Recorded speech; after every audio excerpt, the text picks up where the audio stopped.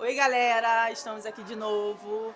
Como tinha falado, compramos nosso apartamento de 1 quarto e hoje trocamos para a cota de 2 quartos. Então, estamos muito felizes. E com isso, pedimos o nosso amigo de longa data para nos trazer aqui em Arraial do Cabo, porque nós somos de São Gonçalo. E o que aconteceu? Indicamos e.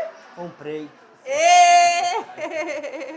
E aí, gostou? Então, foi uma surpresa, né? Que ele não falou pra mim o que ia fazer, só pediu pra mim vir junto com ele. Eu vim, gostei do empreendimento, gostei da ideia, né?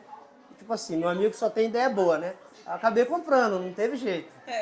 Gostei, empreendimento top. Mais uma que ele vai na minha e vai dar bom. Lá atrás, há 3 anos atrás, ele veio e correu. Agora ele tá voltando e tá indo pelo mesmo caminho, entendeu? Quero sempre seu sucesso, irmão. Amém. Tenho certeza Isso que Deus vai dar a aí. vitória para nós. Nossas férias no Miriadinho. É.